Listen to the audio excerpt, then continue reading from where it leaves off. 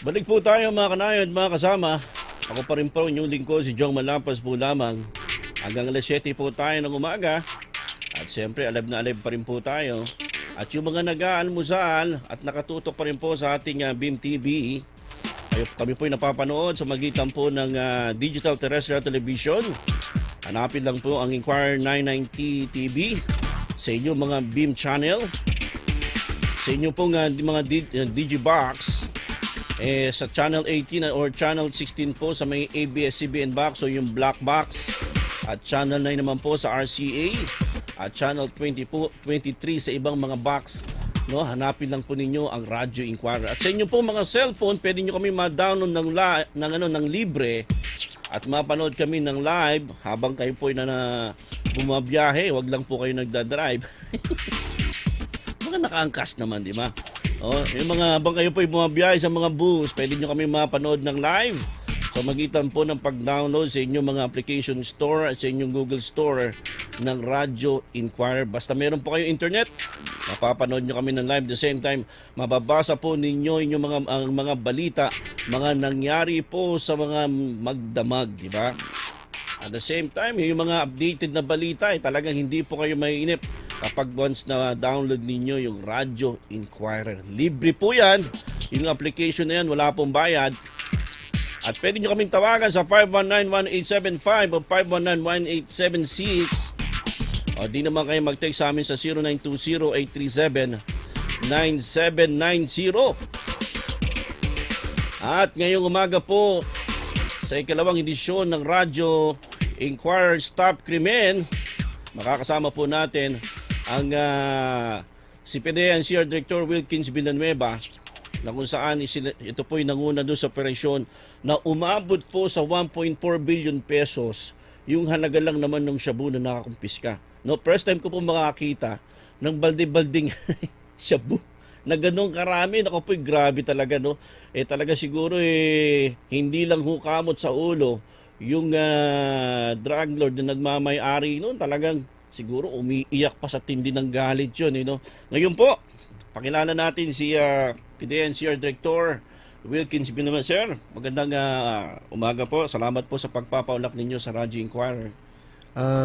Magandang umaga, Jong, at magandang umaga sa ating mga tagapakinig. Oo, na kung saan ay napapanood din po tayo sa mga Digibox at sa BIM channel, sa inyong mga telebisyon. At kung may mga tanong po kayo, tumawag lang kayo at mag-text, no? Sa inyong mga cellphone. Sir, hindi na natin pahaba-habain pa, no? 1.4 billion pesos, paano ganun ba katindi ang intelligence ng PDEA at nasungkit nyo yung ganun? First time ko makakita ng ganun karami ng shabu, balde-balde, hindi yung mga plastic lang di ba? Hindi nakasashay. Oo, hindi pa nakasashay, di ba?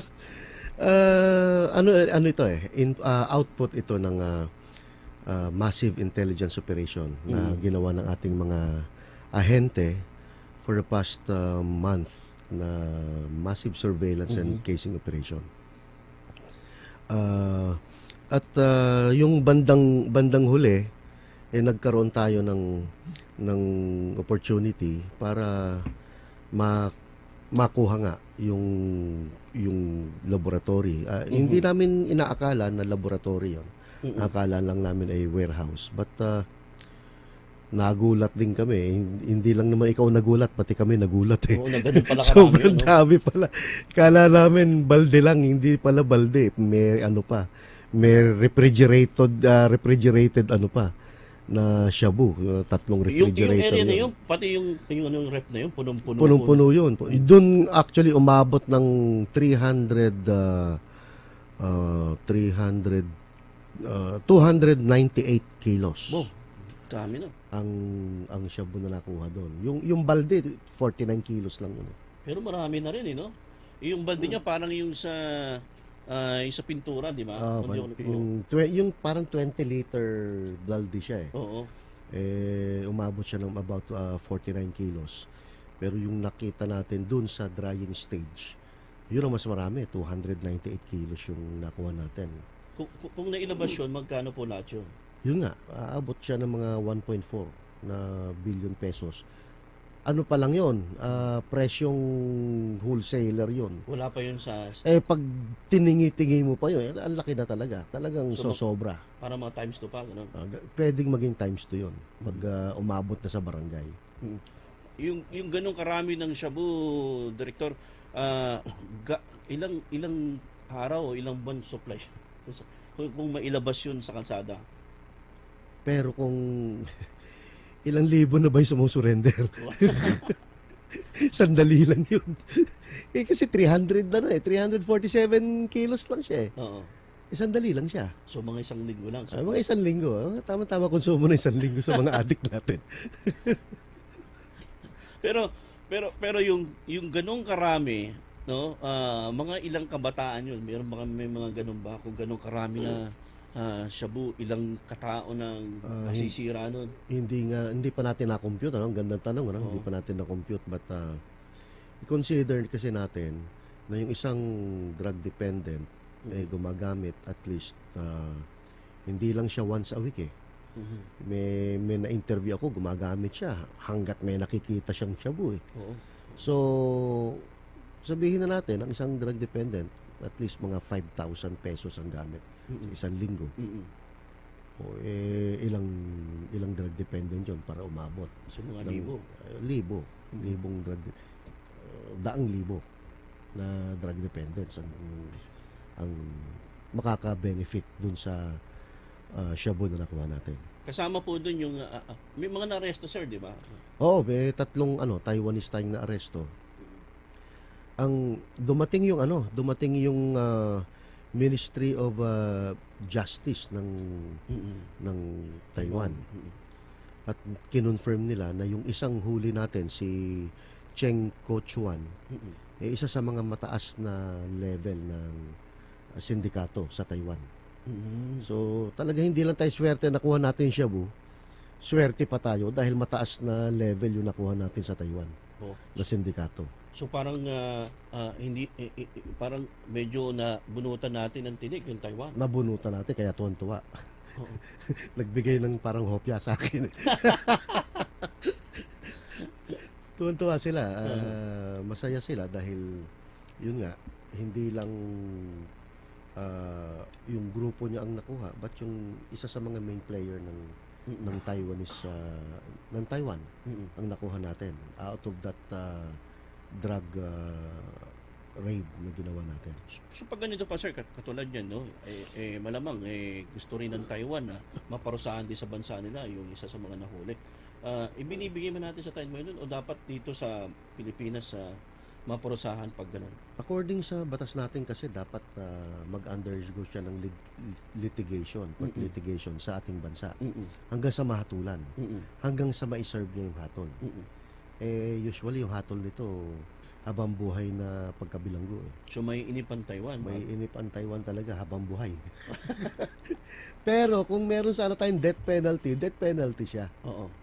Ito sana yung unang sample ng death penalty. Kung meron sana.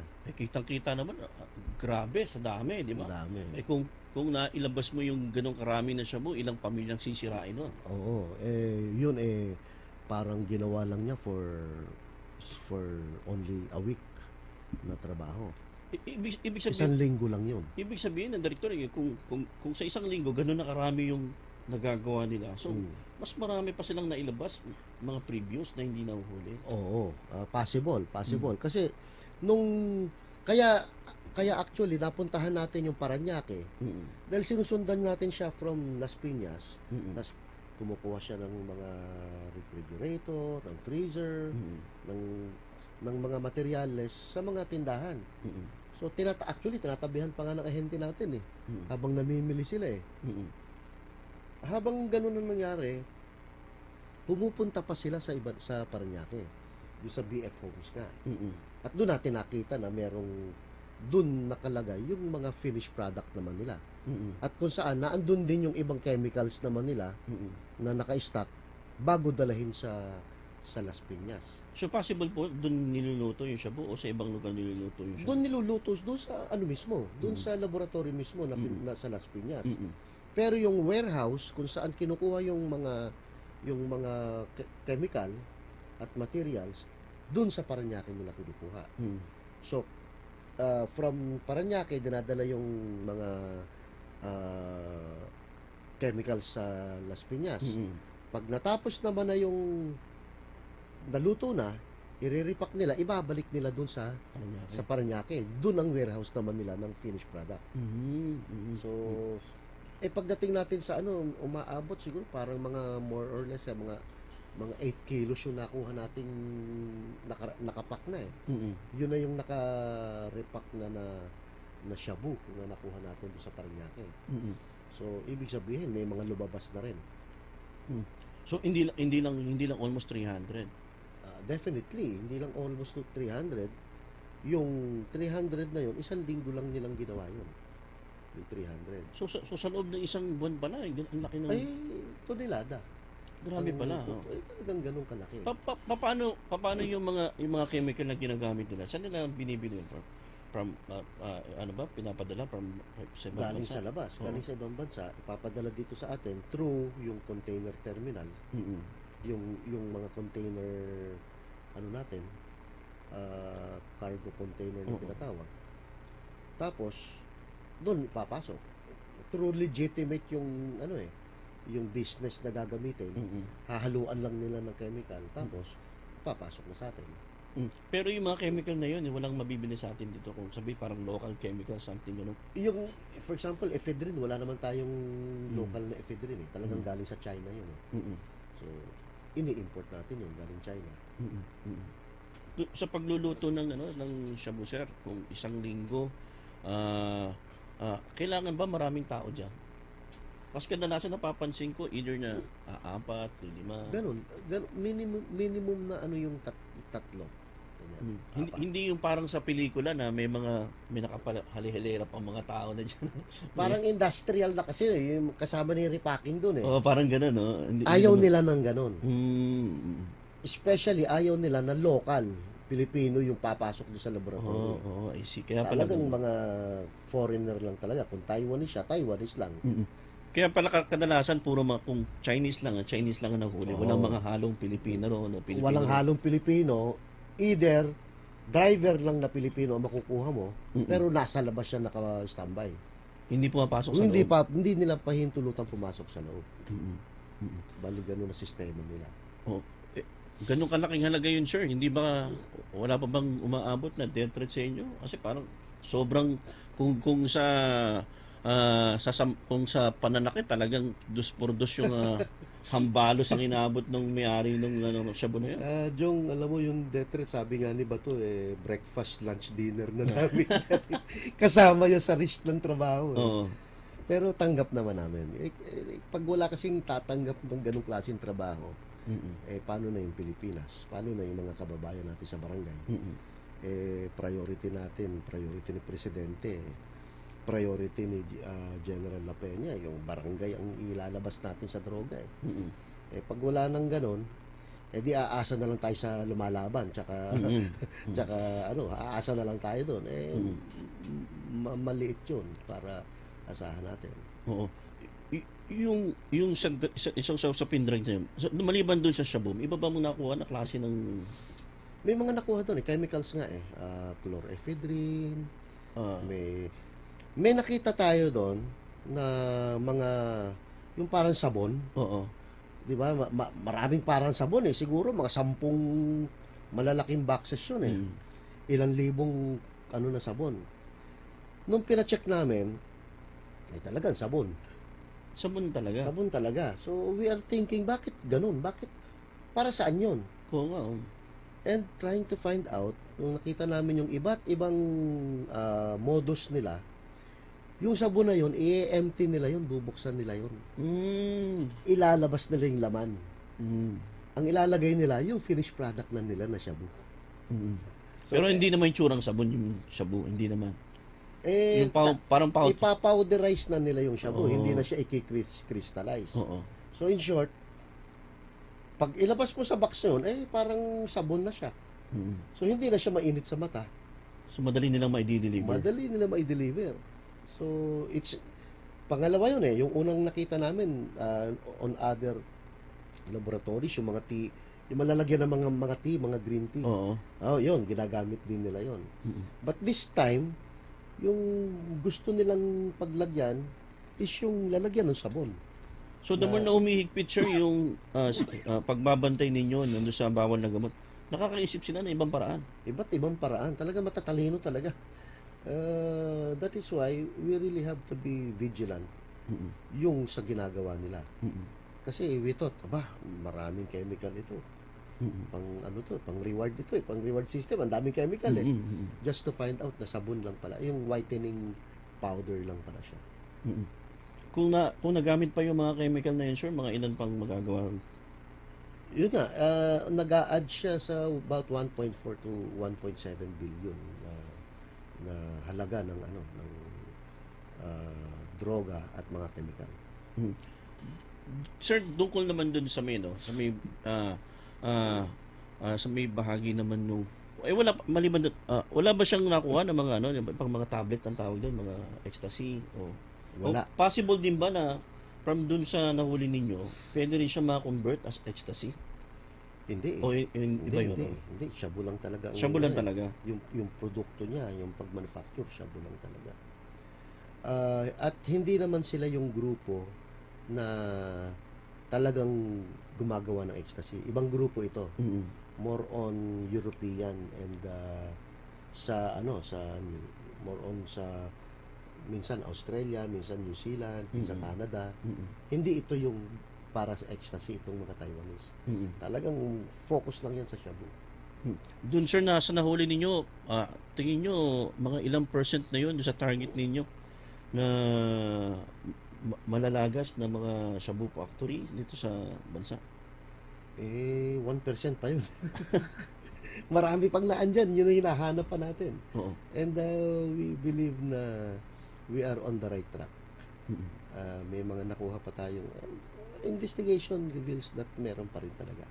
May bagong tuklas kasi dati napapansin natin sa mga village, sa loob ng subdivision, di ba?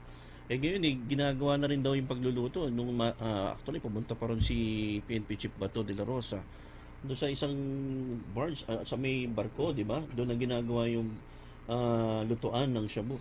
Paano umaabot po ang intelligence ng PIDEA pagdating sa mga ganun? Matagal na siya Matagal na siyang existing yung mga ganung modus operandi. Oo. The thing is, wala namang bangka ang PIDEA. Oo nga. Oo. May sasakyan nga kami, kakarag-karag na. So, yung talagang we really need yung interagency coordination para at least makasakay man lang kami ng Oo nga, oo. fast craft, ganon. At marami na tayong pinuntahan na ganon. Especially on some islands na malapit. Kasi ang nangyayari, talagang ginagawa na talaga nila yon sa barko. Mm-mm. But the thing is, yun ang isa sa mga pinakamahirap hanapin. Mm-mm. Ang kailangan mo talaga doon is intelligence coming from yung foreign counterparts natin. Marami nang ibinigay yung foreign counterparts natin. Sad to say, nung ini-inspect natin, wala doon. Mhm. So ito yung isa sa mga na talaga nag-positive siya na merong possible talagang gawin. Mm-mm. That is why, kung makikita natin, medyo kailangan pa talaga ng vigilant as far as yung mga coastal barangays natin. Kasi ang Pilipinas, puro dagat po yan. Madaling pasukan Oo. di ba? Kaya kailangan ng vigilance doon sa coastal barangays. At the same time, kailangan pa rin natin talagang mag-put up ng network, intelligence network doon sa mga coastal areas. Mm-mm. Right now, ginagawa na natin yun. Mm-mm. May directive ang nasa taas na maglagay talaga ng network doon sa coastal areas para pag may ite-text yung kapitan doon sa coastal barangays. Kasi minsan hindi nila alam kung paano umabot sa PIDEA. Mm-mm. So ngayon, nagbibigay na tayo ng numero para sa kanila. Yung achievement ninyo doon sa nahuli ninyong shabu, ito na ba yung pinakamalaki na nakuha ng So far sa PIDEA? PIDEA, yun ang pinakamalaki. Ever since. Oo, pero gusto namin higitan pa ng konti yan. Kasi sanay ako na sasay lang pag nasa. Napansin ko lang, sir, ito personal ko lang napansin lang po mga kababayan, mga kanayo. That time nung under ni PIDEA Director Santiago, di ba? ikaw ang ano nun, no? Sunod-sunod po eh. Ang rig ng PIDEA talagang makikita ninyo talagang superstar na superstar itong si alas ikaw na naman nung isang di ba? Isang episode nung ano nung sa TV, no? Pero pagdating nung patapos ni ni Director Santiago, medyo parang lumaylo yung style ng PIDEA, no? Ah, nasa pamunuan ba yan o nasa bawat nasa agent ba yan ng PIDEA yung style ng gano'n? Ano kasi may kanya-kanyang diskarte eh. May mga diskarte na, trabaho lang ako, bahala na yung PIO diyan. Sa atin naman, para mas mabilis yung bigay ng information, makikita mo, habang naghihirap kami mag-manage nung laboratory, at least mina-manage din natin yung mga kaibigan natin sa media dahil kailangan din nila ng story. So, what we wanted is maibigay talaga ng maayos yung istorya sa bayan. Paano mo magagawa yun? I-manage mo ang media. Di sa malaking bagay po yun, information ng ating mga kababayan na may nangyayari pa ng gano'n, di ba? Sa paligid mo, hindi mo nalalaman, namamatay yung mga halaman dyan, may nagluluto na pala ng sabu dyan, di ba? And that's part of the advocacy namin. Kasi nung panahon na after kay General Santiago, of course, quite some time naging NCR pa rin ako. Oo. But idindala ako sa preventive education. Oo. Yun ang forte ko. So, tuturo ako. Nagtuturo pa rin ako ng ganon. So, balik tayo dito sa NCR, parang nagtatrabaho tayo at the same time, nagtuturo pa rin tayo sa bayan. Parang ganon. Yung pagbalik ninyo as a NCR director ng PIDEA, choice ba yun ni Pangulong Duterte o ni Bato? Choice po yun ni Director General Isidro La Peña. Na nakatrabaho ko rin sa Davao. Actually, si Presidente nakatrabaho ko rin. At si Sir Bato, sobrang nakatrabaho ko yan dahil isa lang kami ng kami dati, RMG, Regional Mobile Group. Siya yung field commander, ako yung company commander dati. Na kung saan, dun kami, nung 1998, kami yung nag-best RMG of the year sa buong Pilipinas. So, ganun ang tandem namin ni... So, parang dream team ang nangyayari. Dream team ang nangyayari ngayon. Hindi, in fairness naman kay Presidente, itong mga inilagay niya ngayon, yes, ito talaga yung mga nakatrabaho niya eh. At pag nakatrabaho mo kasi siya, alam mo yung style. Alam mo kung paano mo i-undertake or i-implement yung trabaho. At kami talaga yung dahilan bakit naging malinis talaga ang Davao. So kasama ka doon? Kasama ako doon. Doon sa... Tahimik lang ako. Pero that time, PIDEA... Regional director ako ng Davao. PIDEA. During the time namin nung mayor pa si Presidente, nakakuha kami ng clandestine laboratory doon. Wow. 150 kilos na Dami. laboratory. Sa Davao City. Lumaban eh. Yung mga incheck lumaban. So, 6 ang patay doon. Lumaban. Actually, 2 tao namin ang tinamaan.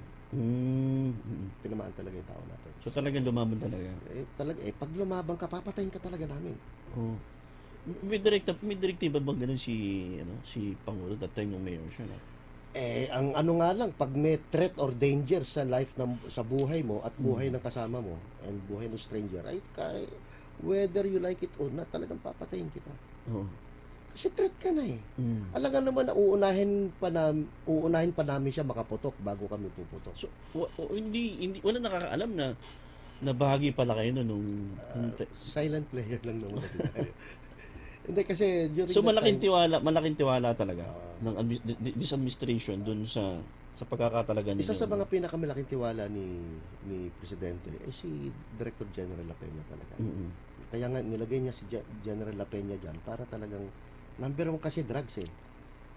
Kung sino yung unang pagtitiwalaan mo talaga na mabigat, yung ilalagyan mo dahil yan yung main yan yung main promise mo eh.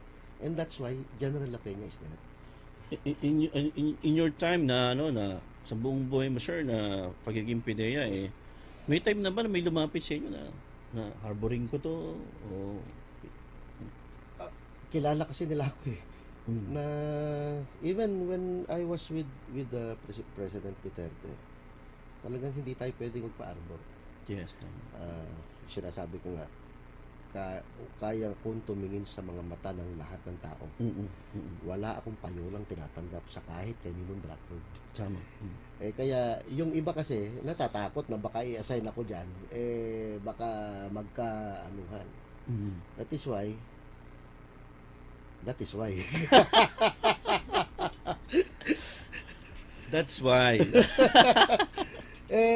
Kasi di ba kay Bato naman ay probinsya, probinsyano naman kami. Oo nga, no?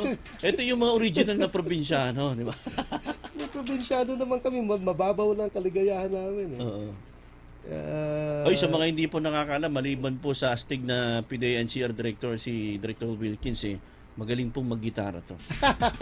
Magaling pang kumanta. Ay, hindi nyo pa narinig si Sir Bato.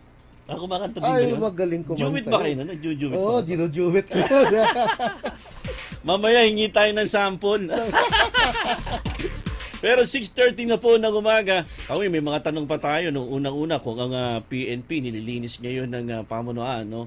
Dahil dun sa mga nagpapayo o may tumatanggap ng payola sa mga member ng PNP. Sa loob ba ng PIDEA, meron din bang ganyan na nakalagay po sa mga payola ng mga drug lord? Mamaya po sa pagbabalik ng Stop Krimen, dito pa rin po sa Radyo Inquirer, ako pa rin po si Jong Malapas.